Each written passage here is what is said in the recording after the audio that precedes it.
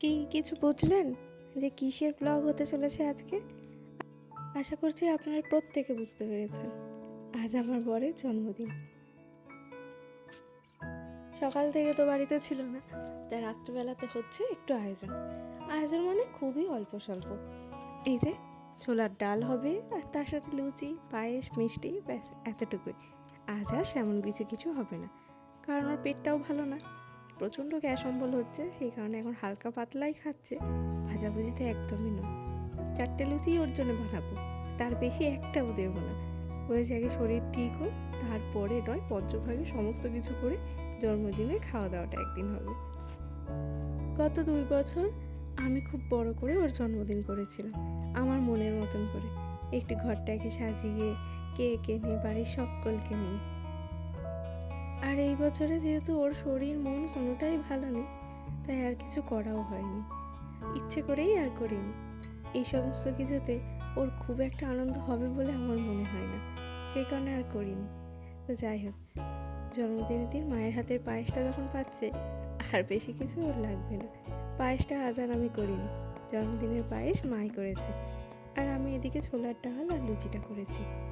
আমাকে পরে বলেছে ছোলার ডাল না হলে যদি একটু কষা করে মাংস হতো সেটা মনে হয় বেশি ভালো হতো, কিন্তু ওর তো এখন এইসব খাওয়াই যাবে না, তাই এই হালকা পাতলা ডাল দিয়েই, লুচি দিয়েই এবারের জন্মদিনটা সেরে ফেলেছি। এখন বসিয়ে দিয়েছি ছোলার ডাল। বাবা, যে হারে ধোঁয়া উড়ে গেছিলো, একদম কি না কি হলো রে বাবা। অন্যদিন তো এত ধোঁয়া ওঠে না, আজকে আমি রিফাইন অয়েলে রান্না করছি, সেই কারণেই হয়তো তেলটা বেশি চলে গিয়েছিলো। আমার ওদিকে ছোলার ডাল বসানো হয়ে গেছে, আর আপনাদের দেখে মিষ্টির মধ্যে কী কী আছে। 5 রকমের মিষ্টি আছে, তার সাথে আছে রসমালাই, আর আছে পায়েস, তাহলে টোটাল 7 রকমের মিষ্টি কিন্তু হয়ে গেল। আমি এদিকে এক এক করে লুচিগুলো বেলে নিচ্ছি, আর এরপর ভেজে নেবো এক এক করে। অন্যদিন হয়তো 1-8টা লুচি ফোলেও না, কিন্তু বিশ্বাস করুন আজকে মনে হয় জন্মদিনের স্পেশাল লুচি বলে সব কটা লুচি একদম কুবো কুবো হয়ে ফুলেছে। দেখেছেন কি সুন্দর ফুলেছে? আর আপনারা যারা আমার ব্লগ দেখেন তারা তো জানেন আমি এই চায়ের পেনিটাতেই লুচি ভাজি, একটা একটি করে লুচি বেশ সুন্দর হয়ে যায়। আমি এই ছোট্ট পেনিটাতেই বাড়িতে 4 জনের জন্য কিন্তু লুচি ভেজে গেলি, একটি একটি করে। সবাই গরম গরম খায়, তো একটি একটি করে সবাইকে গরম দিতে দিতে বেশ ভালোই কিন্তু হয়ে যায়। এখন সাজাচ্ছি জন্মদিনের থালা। এটি এখন সন্ধেবেলায় হচ্ছে, রাতের খাবার এটি নয়। রাতে আবার ভাত যেমন খায় তেমনই খাবে। ওই যে বললাম বেশি খাওয়া যাবে না, ভাজা পোড়া, সেই কারণে। এখন তিনি রেডি হয়ে গেছেন, আমাদের বাড়তে বয় এখন রেডি। জামাটি দিয়েছে শ্বশুরবাড়ির থেকে, আর প্যান্টটি দিয়েছে ভাইফোঁটাতে ওর বোন।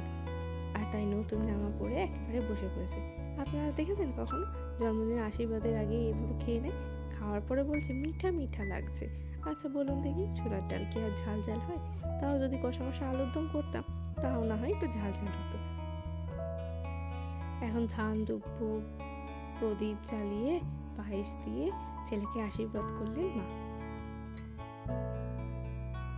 জন্মদিন একটা এমনই দিন, সবার কাছে এমনই একটা দিন, বাবা মার কাছেও, যে সেদিনকে প্রত্যেকেই তার নিজেদের ছেলে মেয়েকে কাছে পেতে চায়।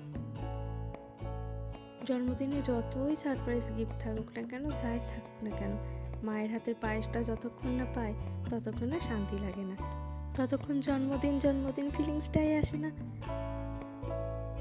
তবে হ্যাঁ, এবারে জন্মদিনটা একদম নিভু হলেও পুচুরানি কিন্তু বাদ পড়েনি।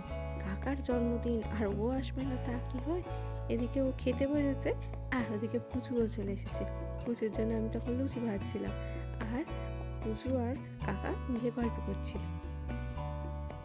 যার ঘরে যাই হোক না কেন, পুচু হচ্ছে সবার ঘরের মেইন গেস্ট, ও না থাকলে অনুষ্ঠানটাই হবে। এখন দুজনে মিলে খেতে বসে পড়েছে। তো চলুন, আজকের ব্লগটা এইটুকুই। সবাই ভালো থাকবেন, সুস্থ থাকবেন, আর হ্যাঁ, একটু হ্যাপি বার্থডে উইশ করে যাবেন। আজকের মতন আসি, টাটা।